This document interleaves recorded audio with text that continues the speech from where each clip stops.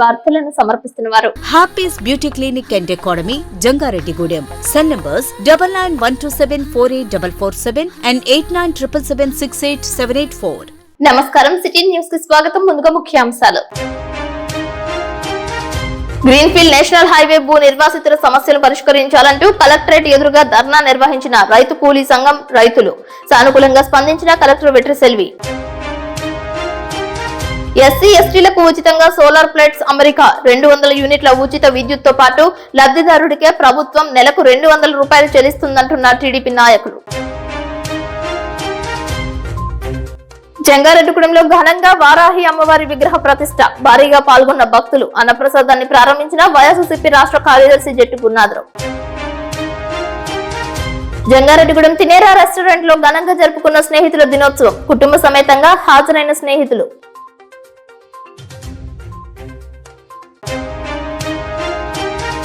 తాడేపల్లిగూడెంలో అంబరాన్ అంటిన హబీద్ బాబా మహారాజ్ గంధోత్సవం. తరలి వెళ్లిన జంగారెడ్డిగూడెం పరిసర ప్రాంత భక్తులు. తాడేపల్లిగూడెం మండలం ఆలూరు నందు అబీద్ బాబా మహారాజ్ దర్గా వద్ద గంధోత్సవం నిర్వహించారు. జంగారెడ్డిగూడెం పరిసర ప్రాంతాల నుంచి అబీద్ బాబా మహారాజ్ స్వామీజీ దగ్గరకు భక్తులు తరలి వెళ్లారు. దేశవ్యాప్తంగా ఉన్న అబీద్ బాబా మహారాజ్ శిష్యులు సైతం ఈ కార్యక్రమంలో పాల్గొన్నారు. గంధోత్సవానికి సంబంధించి ప్రార్థనలు చేశారు. అబీద్ బాబా మహారాజ్ సమాధిపై ఉన్న వస్త్రాలు తీసి నూతన వస్త్రాలను వేశారు. గంధం కలిపిన బిందెలతో గ్రామోత్సవం చేశారు. నగర సంకీర్తన చేశారు. అనంతరం గంధోత్సవం జరిపారు. భగవాన్ శ్రీ శ్రీ శ్రీ గొలగముడి వెంకయ్య స్వామి ప్రచారకులైన బైనబోయిన స్వామీజీకి అబీద్ బాబా గురువు కావడంతో వెంకయ్య స్వామి, బైనబోయిన స్వామీజీ భక్తులు సైతం అబీద్ బాబా మహారాజ్ గంధోత్సవంలో తమదైన శైలిలో పాల్గొన్నారు. అబీద్ బాబా మహారాజ్ చరిత్రను నేటి తరానికి పలువురు వివరించారు. ధర్మానికి, దైవ చింతనకు ప్రతిరూపమే అబీద్ బాబా మహారాజ్ అని అభివర్ణించారు. కుల మత ప్రాంతాలకు సంబంధం లేకుండా అబీద్ బాబా జీవించారని అన్నారు. ఎందరికో మార్గదర్శకంగా నిలిచారని గుర్తు చేశారు. భక్తి యొక్క ప్రాముఖ్యతను, గురువు పట్ల శిష్యులకు ఉండాల్సిన విధానాన్ని అబీద్ బాబా మహారాజ్ ను చూసి నేర్చుకున్నామని అన్నారు. దర్గాను విద్యుత్ లైట్లతో అలంకరించారు. మహిళలు సైతం ఈ కార్యక్రమంలో పాల్గొన్నారు.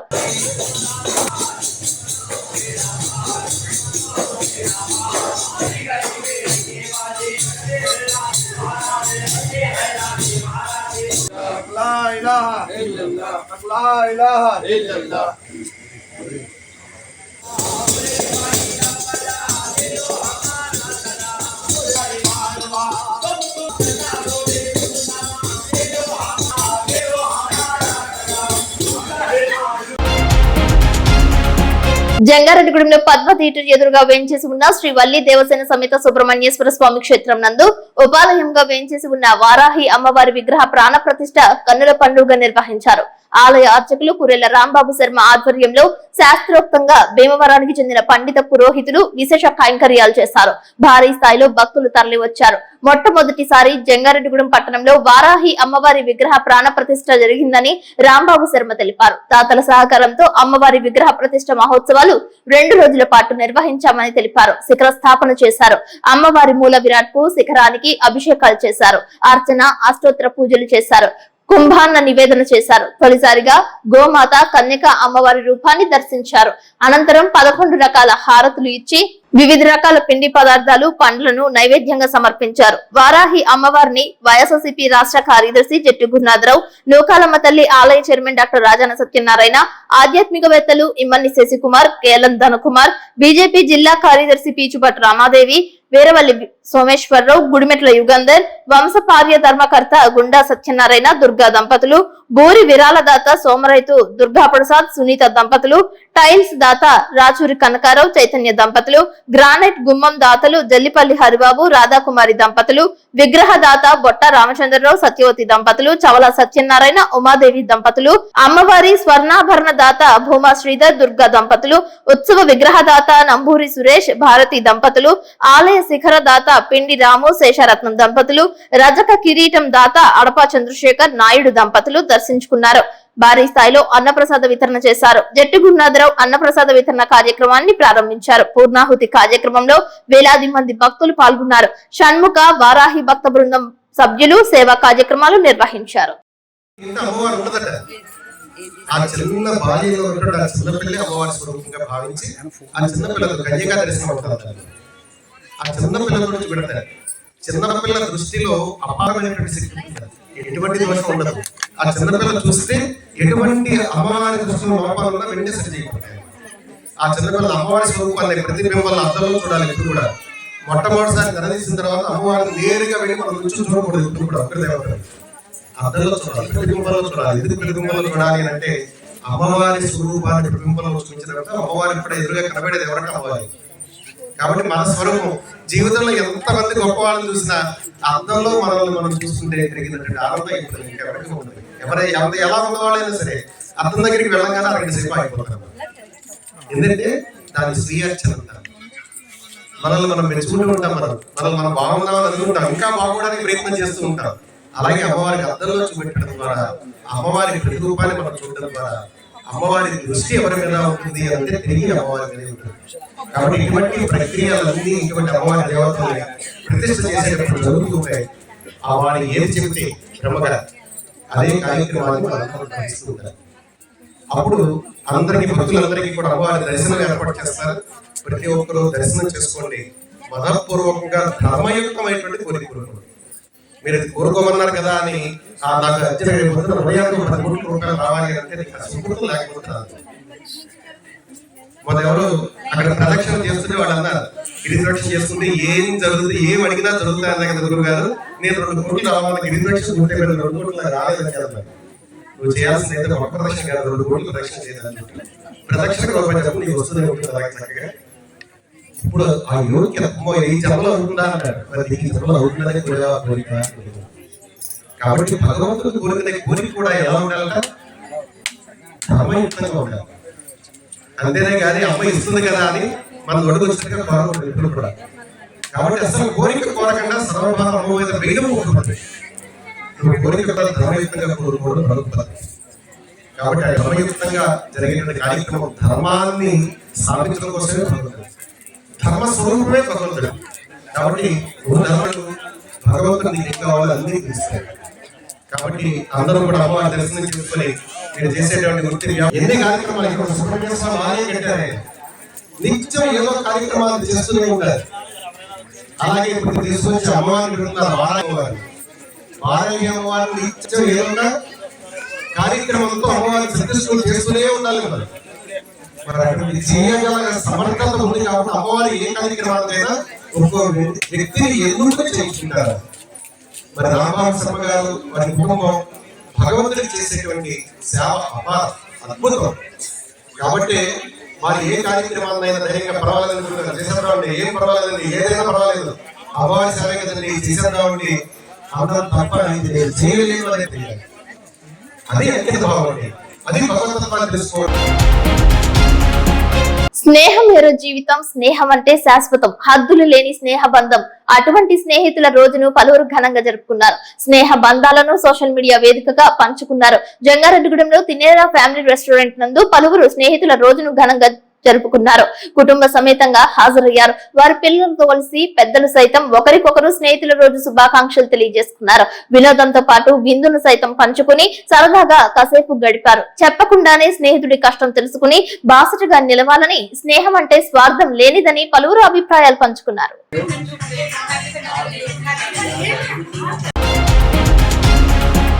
ఇటీవల కురిసిన గాలి వానల కారణంగా జంగారెడ్డిగూడెం మండలం తాడువై పంచాయతీ పరిధిలో చల్లవారిగూడెం గ్రామానికి చెందిన ఎడ్లపల్లి వీరాస్వామి ఇంటిపై రేకులు ఎగిరిపోయాయి. దీంతో గ్రామానికి చెందిన గణేష్ యూత్ సేవా సంస్థ బాసటగా నిలిచింది. బాధిత వీరాస్వామికి గ్రామస్తులు అండగా నిలిచి మానవత్వం చాటారు. ఎడ్లపల్లి వీరాస్వామి ఇంటికి ఇనుప గొట్టాలు, రేకులతో శాశ్వత నిర్మాణం చేయించి ఆదర్శంగా ఐక్యమత్యాన్ని చూపించారు. ఇంటి నిర్మాణ పనులు పూర్తి కావడంతో గణేష్ యూత్ సేవా సంస్థ సభ్యులు ఇంటికి వెళ్లి తిలకించారు. వీరాస్వామి స్థితిని చూసి తమంతా ఒక్కటై ఇంటి నిర్మాణం చేపట్టడంపై హర్షం వ్యక్తం చేశారు. గ్రామంలో ఏ కష్టం వచ్చినా తమ వంతు సాయం చేయడానికి ముందుకు వస్తున్నామని, తమకు తోచిన సహాయం చేస్తున్నామని, భవిష్యత్తులో ఇదే ఐక్యతను చాటుకుంటూ ముందుకు సాగుతామని పేర్కొన్నారు. ఈ కార్యక్రమంలో గణేష్ యూత్ అధ్యక్షులు పసుపులెట్టి అశోక్, అరిపల్లి రామారావు, మండపాటి నాగేశ్వరరావు, సింగంశెట్టి పవన్ కుమార్, పసుపులెట్టి సత్యనారాయణ, మధు, కిరణ్ పాల్గొన్నారు. నమస్తే అండి.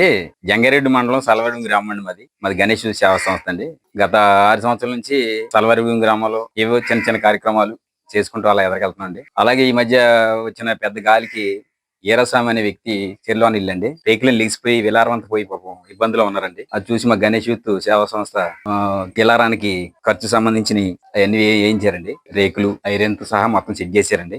గణేష్ యూత్ ఆధ్వర్యంలో ఎన్నో సేవా కార్యక్రమాలు చేసామండి. మా యూత్ 40 మంది కుర్రోళ్ళు. 40 మంది కుర్రోళ్ళు ఏ పని చేసినా సోదర భావంగా స్నేహభావంగానే ముందుకు ఏ కార్యక్రమం వచ్చినా ముందు మేము ఉంటామండి. రాబోయే కాలంలో ఎవరికన్నా చిన్న సన్నకారు ఏదన్నా ఇబ్బంది వచ్చినా సరే మా గణేష్ యూత్ కి దృష్టికి తీసుకొస్తే మా స్నేహితులంతా కలిసి మేము చేయగలిగిన ఆది సాయం మేము చేస్తామండి. అందరికీ నమస్కారం అండి. నా పేరు పసిపిల్లెట్ కిషోర్. మాది చల్లవారం గణేష్ ప్రెసిడెంట్. నేను మాది జంగారెడ్డి మండలం తాడవ పంచాయతీ చల్లవారం గ్రామం అండి.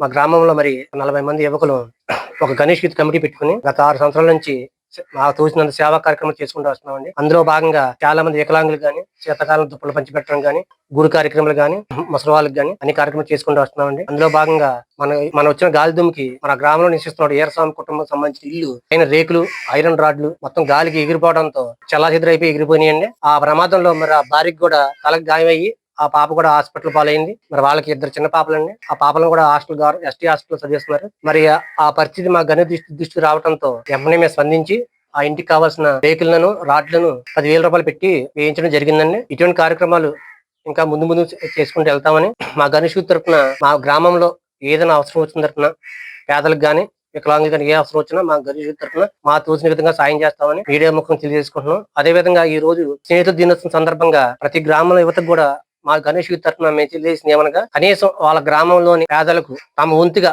ఏదో ఒకటి సాయం చేయాలని నేను కోరుకుంటున్నానండి. ఇటువంటి కార్యక్రమాలు ఏదైనా అవసరం వస్తే ముందు చేసుకుంటూ వెళ్తామని మీడియా ముఖంగా తెలియజేస్తాం. నిడదవోలు పట్టణంలో భారీ చోరీ జరిగింది. చోరీకి సంబంధించి వివరాలను రాజమహేంద్రవరం అడిషనల్ ఎస్పీ ఏవి సుబ్బరాజు వివరించారు. నిడదవోలు పట్టణంలో బొక్కాపేటలో నివాసం ఉంటున్న వీరేంద్ర, గౌతమి కుటుంబ సభ్యులకు అనారోగ్యం కారణంగా మంగళగిరి ఎన్ఆర్ఐ హాస్పిటల్లో చికిత్స కొరకు వెళ్లారు. గత నెల 30వ తేదీ బుధవారం తాళాలు పగలగొట్టి కింద పడి ఉండడం గమనించి ఇంటి యజమానులకు ఎదురుగా నివాసం ఉంటున్న వారు సమాచారం అందజేశారు.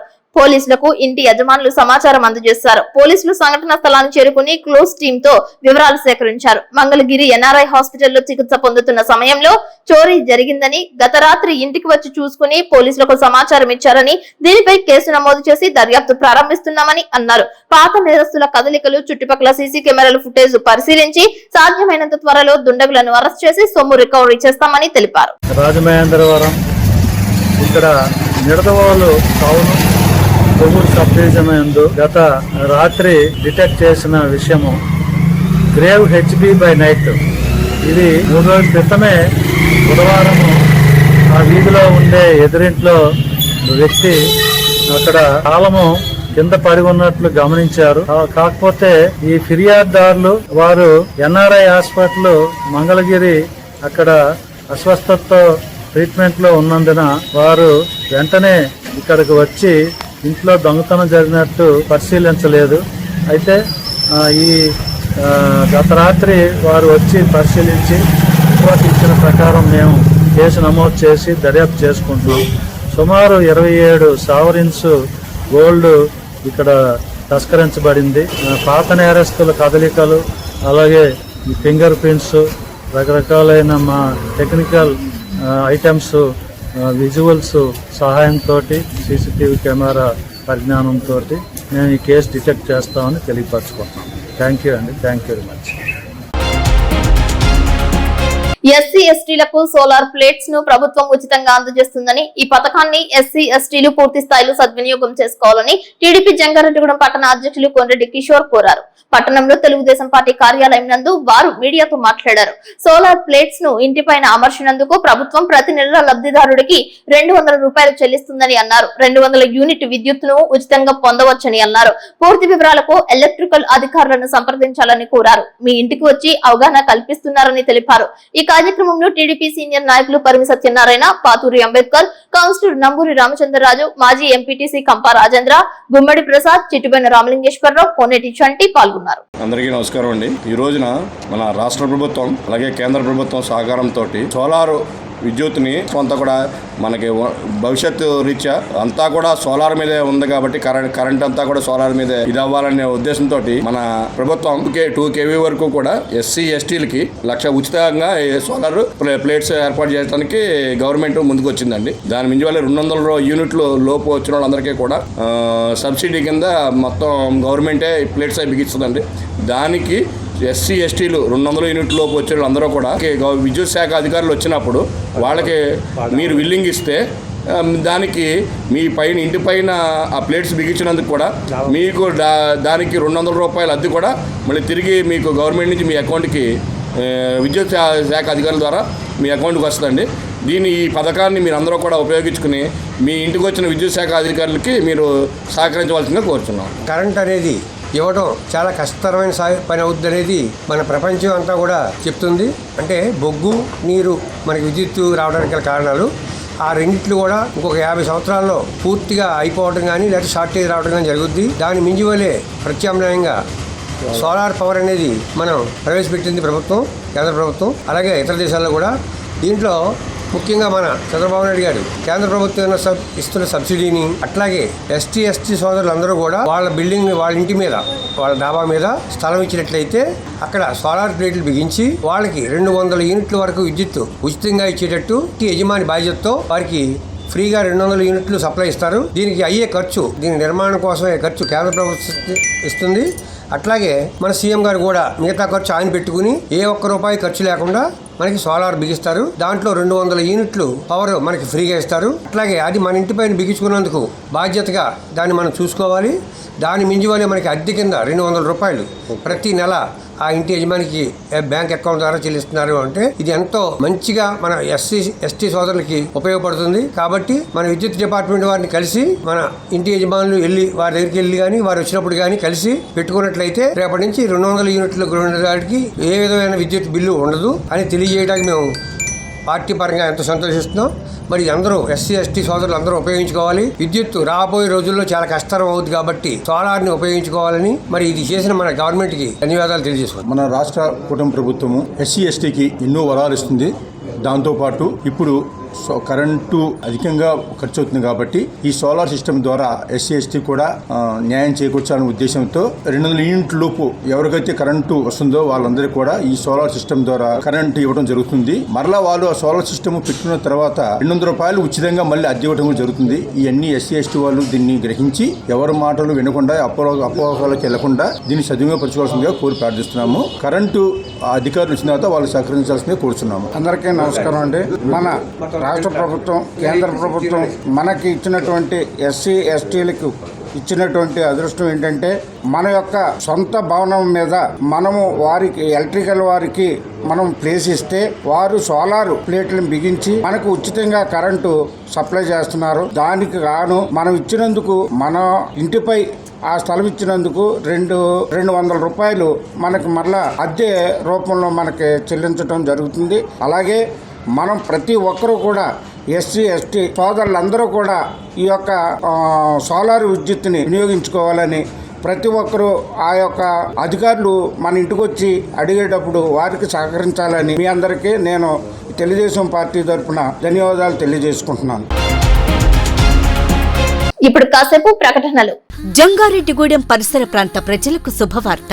బ్యూటీ ఇండస్ట్రీలో మీ ప్రయాణానికి సిద్ధం కండి. రాజమండ్రి వారి happy's beauty clinic and academy 3వ బ్రాంచ్ ఇప్పుడు మన జంగారెడ్డిగూడెంలో ప్రారంభించిన సందర్భంగా beautician courses, cosmetology courses, makeups, permanent makeups మరియు అన్ని విధాల కోర్సెస్ పై చరిత్రలో ఎప్పుడూ లేని విధంగా భారీగా ఫీజెస్ తగ్గిస్తున్నారు. ఎవరైతే ఈ బ్యూటీ ఫీల్డ్ ని కెరీర్ గా ఎంచుకుని మీరే స్వయంగా లక్షల్లో సంపాదిస్తూ లైఫ్ లో సెటిల్ అవ్వాలి అనుకుంటున్నారో వాళ్ళు స్క్రీన్ పై ఉన్న నెంబర్స్ కి కాల్ చేసి ముందుగానే మీ సీట్లు రిజర్వ్ చేసుకోండి. విలువైన సర్టిఫికేట్ ఇవ్వబడును. అంతేకాకుండా దూర ప్రాంత విద్యార్థులకు హాస్టల్ వసతి కలదు. గమనిక, ఈ ఆఫర్ ఈ బ్యాచ్ కి మాత్రమే. అన్ని రకాల సెలూన్ సర్వీసెస్, అన్ని విధాల ట్రీట్మెంట్స్ చాలా తక్కువ ధరలకే అందించబడును. YouTube channel and Instagram page Happy's beauty academy. Address Gangadamma temple వెనుక వందనపువారి complex, 2nd floor, Happy's beauty clinic and academy, Jangareddigudem. Cell numbers 9912748447 and 8977768784. Vinayaka Chavithi నవరాత్రులు నిర్వహించేందుకు జంగారెడ్డిగూడెం విజయదుర్గాదేవి అమ్మవారి ఆలయం వద్ద రాట వేశారు. ఆలయ కమిటీ అధ్యక్షులు మారిశెట్టి రాధాకృష్ణ ఆధ్వర్యంలో లేఖరి మారిశెట్టి సత్యనారాయణ, బాలచిట్టమ్మ దంపతులు తదితరులు పూజలు చేశారు. ఆలయ కమిటీ సభ్యులతో భారీ స్థాయిలో పాల్గొన్నారు. ఆలయ అర్చకులు వేణుగోపాలాచారి విశేష కైంకర్యాలు జరిపారు. వినాయక చవితి నవరాత్రి ఉత్సవాలలో భక్తులందరూ పాల్గొని విజయవంతం చేయాలని ఉత్సవ కమిటీ చైర్మన్ గుడిమెట్ల యుగంధర్ కోరారు.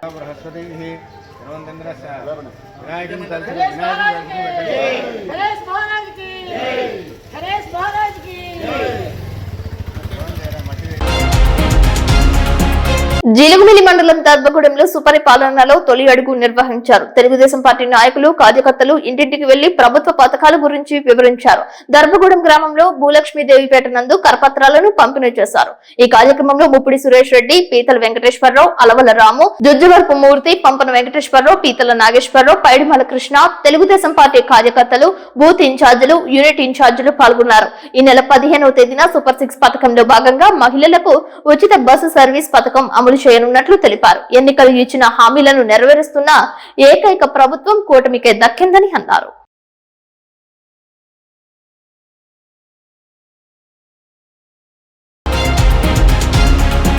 ఖమ్మం నుండి దేవరపల్లి వరకు నిర్మాణం జరుగుతున్న గ్రీన్ ఫీల్డ్ హైవేకు సర్వీస్ రోడ్లు ప్రొవిజన్ కల్పించాలని, అండర్ పాస్ బ్రిడ్జిలు, ఉచిత బోర్లు వంటి రైతులు ప్రజల సమస్యలు పరిష్కరించాలని, భూములు కోల్పోతున్న రైతులకు ఆర్బిటేషన్ల ద్వారా ప్రైవేట్ మార్కెట్ విలువ ప్రకారం పరిహారం చెల్లించాలని, 2013 భూ సేకరణ చట్టాన్ని పటిష్టంగా అమలు చేసి భూ నిర్వాసిత రైతులకు న్యాయం చేయాలని డిమాండ్ చేస్తూ గ్రీన్ ఫీల్డ్ హైవే భూ నిర్వాసిత పోరాట కమిటీ, ఆంధ్రప్రదేశ్ రైతు సంఘం జిల్లా కమిటీ ఆధ్వర్యంలో సోమవారం గ్రీన్ ఫీల్డ్ హైవే భూ నిర్వాసిత రైతులు చలో కలెక్టరేట్ ధర్నా ముందు నిర్వహించారు. గ్రీన్ ఫీల్డ్ హైవే భూ నిర్వాసిత రైతులకు న్యాయం చేయాలంటూ పెద్ద ఎత్తున నినాదాలు చేస్తూ కలెక్టరేట్ ముందు కదం తొక్కారు. రైతులు కలెక్టరేట్ లోపలికి వెళ్లేందుకు ప్రయత్నించగా పోలీసులు అడ్డుకోవడంతో వారితో కొద్దిసేపు వాగ్వివాదం జరిగింది. ఈ ధర్నాను ఉద్దేశించి ఆంధ్రప్రదేశ్ రైతు సంఘం రాష్ట్ర సహాయ కార్యదర్శి కె శ్రీనివాస్ మాట్లాడుతూ, ఖమ్మం నుండి దేవరపల్లి వరకు నిర్మాణం చేస్తున్న గ్రీన్ ఫీల్డ్ హైవేలో రైతులు పచ్చటి సారవంతమైన భూములను కోల్పోయారని ఆవేదన వ్యక్తం చేశారు. భూ సేకరణలో రైతులకు తీవ్ర అన్యాయం జరిగిందని విమర్శించారు. ప్రైవేట్ మార్కెట్ విలువకు రైతుకు ఇచ్చిన పరిహారానికి సంబంధమే లేదని తెలిపారు. గతంలో ఆర్బిటేషన్ల ద్వారా తగు న్యాయం చేస్తామని ఇచ్చిన హామీ ప్రకారం పరిహారం పెంచలేదని అన్నారు. హైవే నిర్మాణం పూర్తి కావస్తుందని జిల్లాలో చింతలపూడి, టి నరసాపురం, జంగారెడ్డిగూడెం, కోయిలగూడెం మండలాలు, తూర్పుగోదావరి జిల్లాలో గోపాలపురం, దేవరపల్లి మండలాల గుండా దాదాపు 31 గ్రామాల మీదుగా హైవే నిర్మాణం జరుగుతుందని తెలిపారు. ఈ గ్రీన్ ఫీల్డ్ హైవేకు సర్వీస్ రోడ్లు ప్రొవిజన్ లేదని చెప్పడం అన్యాయమని తెలిపారు. రోడ్డుకు ఇరువైపులా పెద్ద పెద్ద చెట్లు పెంచుతారని, వాటి బాగోగులకు అటు ఇటు మట్టి రోడ్డు ఉంటుందని, దాన్ని గ్రావెల్ రోడ్డుగా మార్చి రైతులకు ఉపయోగకరంగా తీసుకువస్తామని గతంలో హామీ ఇచ్చి అమలు కాలేదని చెప్పారు. అయితే ప్రస్తుతం మట్టి రోడ్డు కూడా రైతులకు అందుబాటులో లేదని అన్నారు. సర్వీస్ రోడ్లు ప్రొవిజన్ కల్పించకపోవడంతో చాలా చోట్ల రైతులు తమ పొలాలకు వెళ్లే మార్గాలు పూర్తిగా మూసుకుపోయాయని అన్నారు. కొంత రోడ్లు చాలా చోట్ల క్లోజ్ అయ్యాయని అన్నారు. కొన్ని గ్రామాల ప్రజలకు గ్రామాల మధ్య రహదారులు మూసుకుపోయాయని వివరించారు. దీని వలన రైతులు, గ్రామాల ప్రజలు తీవ్ర ఇబ్బందులు పడుతున్నారని, అన్ని గ్రామాలకు సర్వీస్ రోడ్లు నిర్మాణం చేయాలని డిమాండ్ చేశారు. గ్రీన్ ఫీల్డ్ హైవే భూ నిర్వాసిత రైతుల పోరాట కమిటీ నాయకులు దేవరపల్లి సత్యనారాయణ, వాంశెట్టి హరిబాబు, కె నాగేశ్వరరావు, శీలం రామచంద్రరావు, కొట్టు కనక నరసింహారావు, వందనపు సాయిబాబా, గోలి నర్సిరెడ్డి, కంచర్ల శ్రీనివాసరావు, ఆంధ్రప్రదేశ్ రైతు సంఘం జిల్లా అధ్యక్షులు కట్టా భాస్కర్ రావు మాట్లాడుతూ 2022లో మన జిల్లా కలెక్టరేట్ లో గ్రీన్ ఫీల్డ్ హైవే భూ నిర్వాసిత రైతుల సమస్యలపై జిల్లా కలెక్టర్ సమక్షంలో సమావేశం జరిపి అనేక హామీలు ఇచ్చారని గుర్తు చేశారు. తగినంత ఎత్తులో అండర్ పాస్ బ్రిడ్జిల నిర్మాణం, ఉచిత బోర్లు, విద్యుత్ లైన్లు, ఉద్యాన వ్యాపార పంటలు కోల్పోయిన వారికి తగిన పరిహారం వంటి అనేక హామీలు ఇచ్చారని, ఇచ్చిన హామీలు నెరవేరలేదని అన్నారు. గ్రీన్ ఫీల్డ్ హైవేలో భూములు కోల్పోతున్న రైతులకు హైవే నిర్మాణం వలన వస్తున్న సర్వీస్ రోడ్లు, అండర్ పాస్ బ్రిడ్జిల నిర్మాణం వంటి సమస్యల పరిష్కారానికి తగు చర్యలు చేపట్టాలని కోరారు. ధర్నా అనంతరం జిల్లా కలెక్టర్ వెట్రి సెల్వికి సమస్యలతో కూడిన వినతి పత్రం అందజేశారు. ఆమె సానుకూలంగా స్పందించి సమస్యలపై రైతులతో చర్చించారు. ప్రజలు తీవ్ర ఇబ్బంది పడుతూ ఉన్నారు. ఇవాళ రైతుల యొక్క సమస్యలు కానీ, భూములు కోల్పోతున్న రైతుల యొక్క సమస్యలు కానీ, ప్రజల యొక్క సమస్యలు కానీ పరిష్కారం చేసే పరిస్థితి కనబడట్లేదు. ప్రధానంగా ఈ గ్రీన్ ఫీల్డ్ హైవే నిర్మాణానికి భూములు ఇచ్చిన రైతాంగానికి చాలా తక్కువ పరిహారం ఇచ్చి చాలా అన్యాయం చేసిన పరిస్థితి ఉన్నది. 2013 భూసేకరణ చట్టాన్ని అమలు చేయలేదు. అంతేకాకుండా ఇవాళ మార్కెట్ విలువకి అతి తక్కువ పరిహారం ఇవ్వడం వల్ల రైతులు తీవ్రంగా నష్టపోయారు. ఇది చాలా దారుణం, చాలా అన్యాయం అని చెప్పేసి భావిస్తూ ఉన్నాం. ఒక రకంగా చెప్పాలంటే రైతుల్ని భయపెట్టి బలవంతంగా గ్రీన్ ఫీల్డ్ హైవే కోసం భూముల్ని లాక్కున్నారు తప్ప ఎక్కడా కూడా ఇష్టపూర్వకంగా రైతులు భూములు ఇచ్చిన పరిస్థితి లేదు. అంటే 2013 భూసేకరణ చట్టాన్ని వైలేట్ చేస్తూ తొంగలో దొక్కుతూనే ఇవాళ భూసేకరణ జరిగింది తప్ప ఇంకోటి కాదని చెప్పి భావిస్తూ ఉన్నాం. అంటే ఆర్బిట్రేషన్ ద్వారా పరిహారం పెంచేస్తూ ఉన్నారు, మరి ఆర్బిట్రేషన్ జడ్జిమెంట్స్ ఇవ్వడం లేదు, పరిహారం పెంచడం లేదు. ఇది చాలా దారుణం చెప్పేసుకుని మేము భావిస్తూ ఉన్నాం. అదేవిధంగా ఇవాళ భూములు కోల్పోతున్న రైతాంగానికి తగిన న్యాయమైన పరిహారం ఇచ్చి ఆదుకోవాలని చెప్పి ఈ సందర్భంగా డిమాండ్ చేస్తా ఉన్నాం.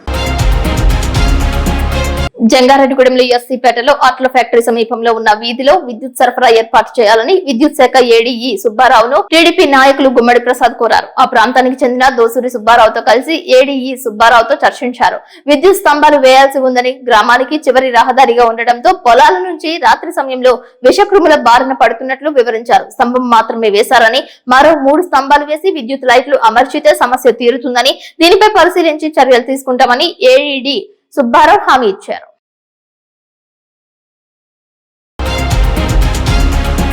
వార్తలు ముగించే ముందు ముఖ్యాంశాలు మరొకసారి. గ్రీన్ఫీల్డ్ నేషనల్ హైవే భూ నిర్వాసితుల సమస్యలు పరిష్కరించాలంటూ కలెక్టరేట్ ఎదురుగా ధర్నా నిర్వహించిన రైతు కూలీ సంఘం రైతులు. సానుకూలంగా స్పందించిన కలెక్టర్ వెట్రిసెల్వి. ఎస్సీ ఎస్టీలకు ఉచితంగా సోలార్ ప్లేట్స్ అమరిక. 200 యూనిట్ల ఉచిత విద్యుత్తో పాటు లబ్ధిదారుడికే ప్రభుత్వం నెలకు 200 రూపాయలు చెల్లిస్తుందంటున్న టీడీపీ నాయకులు. జంగారెడ్డిగూడెంలో ఘనంగా వారాహి అమ్మవారి విగ్రహ ప్రతిష్ట. భారీగా పాల్గొన్న భక్తులు. అన్నప్రసాదాన్ని ప్రారంభించిన వైఎస్ఆర్సీపీ రాష్ట్ర కార్యదర్శి జట్టు గున్నాథరావు. జంగారెడ్డిగూడెం తినేరా రెస్టారెంట్ లో ఘనంగా జరుపుకున్న స్నేహితుల దినోత్సవం. కుటుంబ సమేతంగా హాజరైన స్నేహితులు.